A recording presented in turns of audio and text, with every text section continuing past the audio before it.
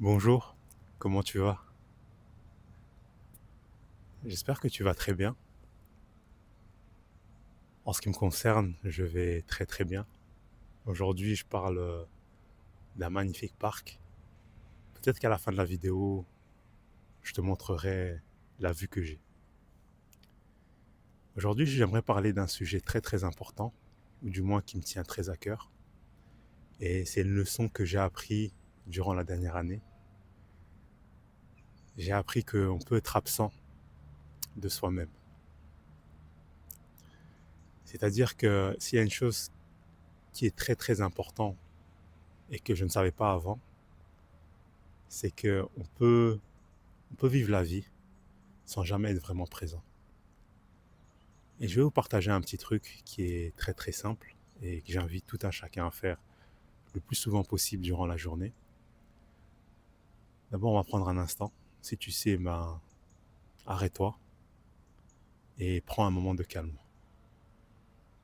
Prends une très très grande inspiration.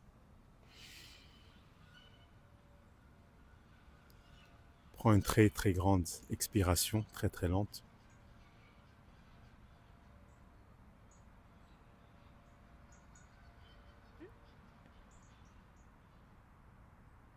Et ressens ce que ton corps te dit.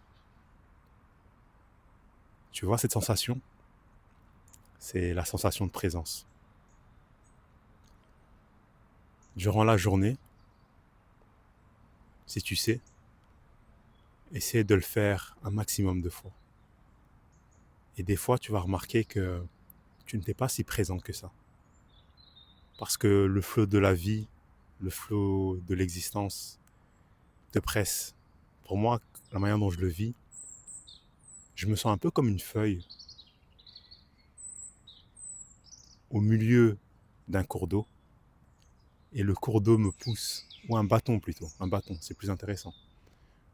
Je me sens un peu comme un bâton dans un cours d'eau, et le cours d'eau me pousse. Et des fois, je tends à penser que je suis le cours d'eau, alors qu'entre le cours d'eau et le bâton, il y a une différence. Et que quelque part, le bâton, il a son propre chemin qui n'est pas nécessairement lié à celui du cours d'eau. Et pourquoi je parle de ça? C'est parce que personnellement, je vis dans une grande ville et on va dire qu'il y a une certaine pression, un certain rythme. Le rythme des grandes villes, il est différent des rythmes de campagne. En campagne, on prend un peu plus le temps.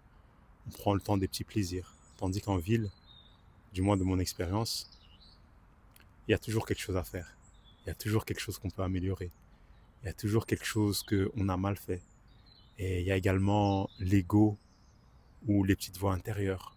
Que ça soit, peu importe ce qu'on met derrière, ça peut être les traumas, ça peut être les blessures, ça peut être ce qu'un tel nous a dit à tel moment, qu'on a mal pris et qu'on n'a pas pu répondre sur le moment. Et donc, on va appeler ça l'esprit. Et donc, l'esprit a tendance à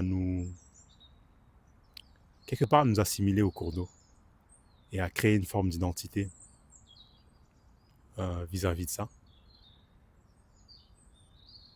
Et je trouve que c'est très très important de temps en temps se souvenir de sa force, de se souvenir qui nous sommes en tant qu'être humain. Parce que nous sommes capables du meilleur comme du pire, mais que quelque part, c'est dans le calme qu'on est les meilleurs et qu'on apprend à se connaître. Et donc, afin d'éviter, comme moi très souvent je le ressens, d'être absent de soi-même, qui pour moi est une tragédie, je t'invite à quand y penses, et si possible, d'essayer d'y penser le plus souvent possible,